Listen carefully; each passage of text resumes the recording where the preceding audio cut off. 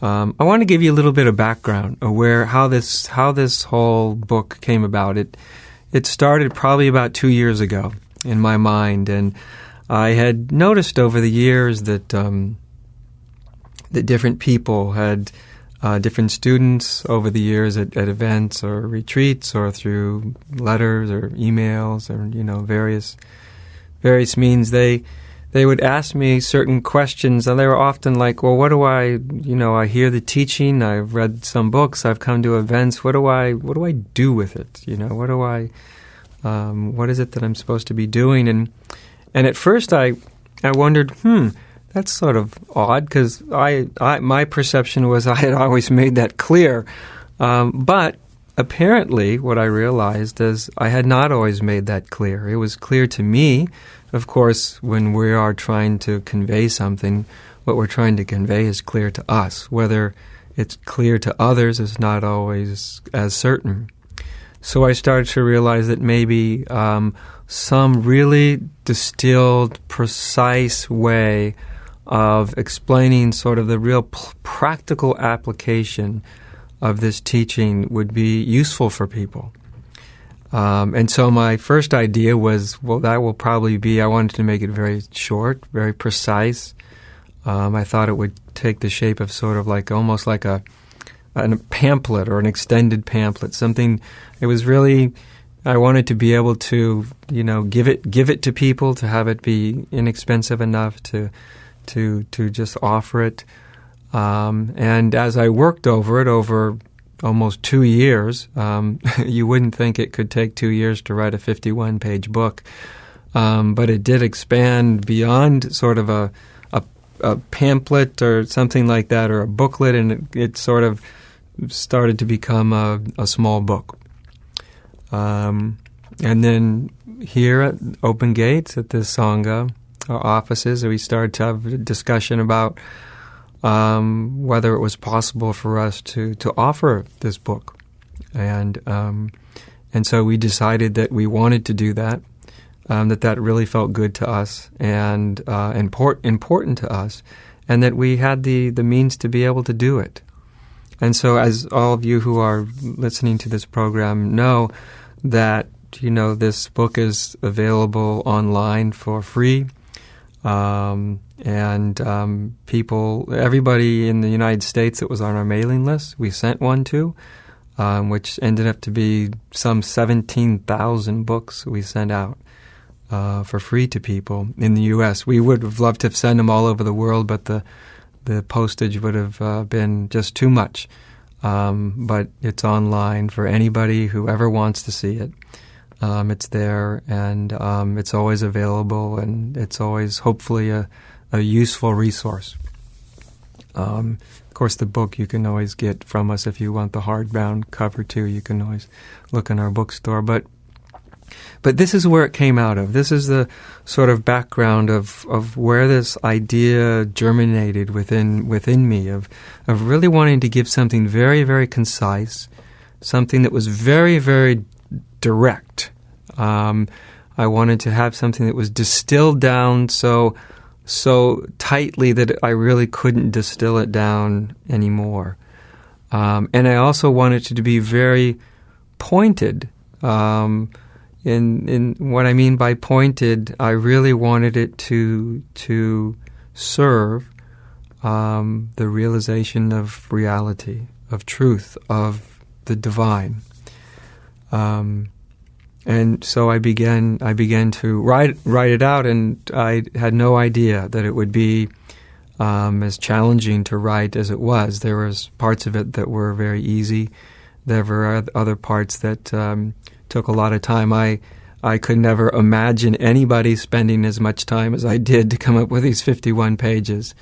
Like I said, this book happened over almost a 2-year period of time.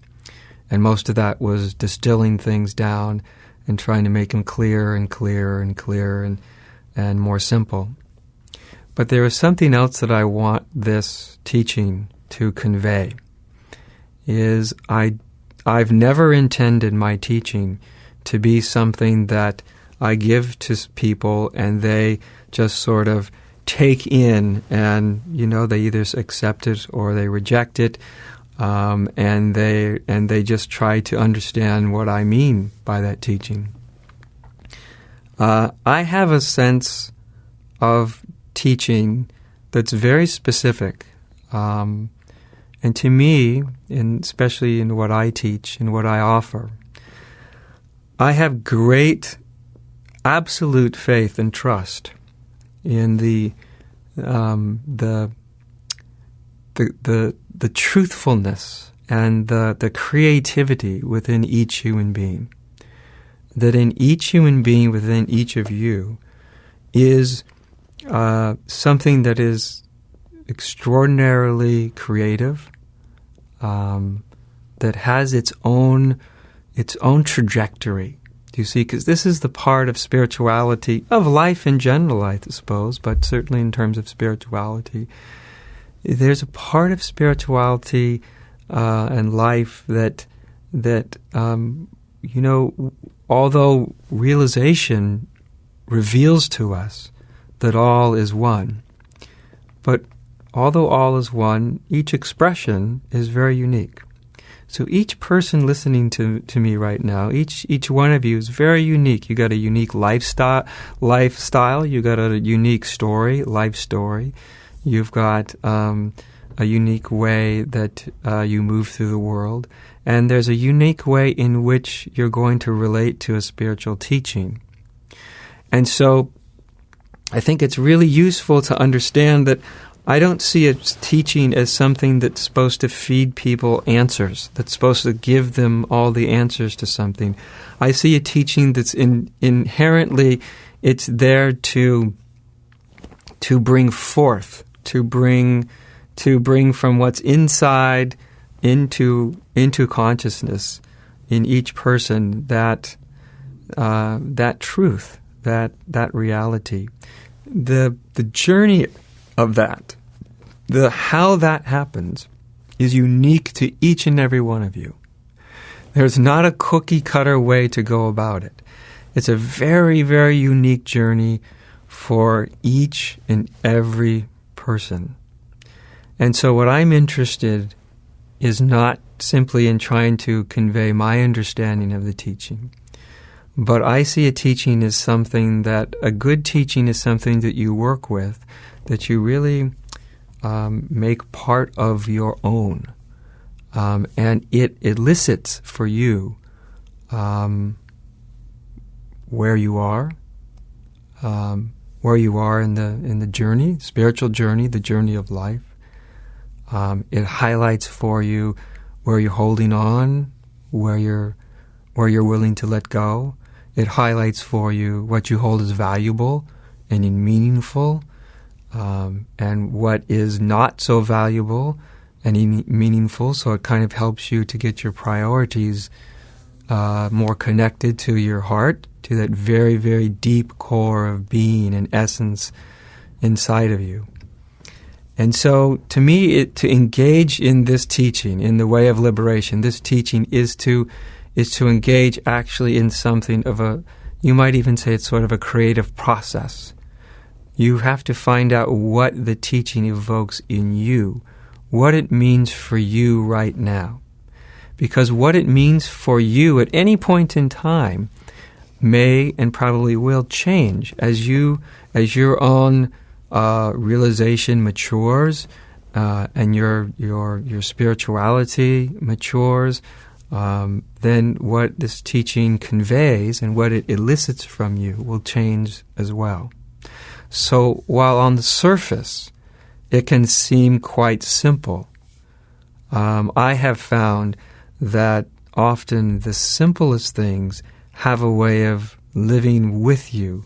In other words, they can convey an open, deep meaning and deep truths within you that are very specific to exactly where you are at that point in time.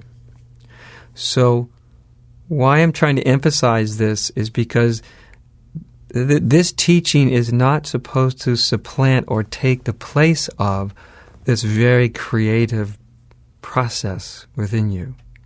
It is actually supposed to evoke it, to bring forth something that's very, although it's shared in unity, but with each person it's a very unique and, in a certain sense, distinct way in which their own realization comes about, matures, is eventually becomes more and more part of their life, part of their daily living, so that what you realize, no matter how small or great, starts to find its way into the way you live and move in the world of time and space. And so that's really just to give a little bit of context of how I see this teaching. And as I say, it took a long time for me to put together. And that's because each and every sentence is very deliberate. In fact, each and every word in it, every single word is very deliberate. There's a reason why every word is there. So all the fluff has been removed, and what it's meant to do is to reveal what is already there inside of you. A teaching is meant to bring forth what's inside of you. It's meant for you to actualize your potential, we could say. Of course, it's there to awaken. These are all different ways of saying the same thing, I suppose.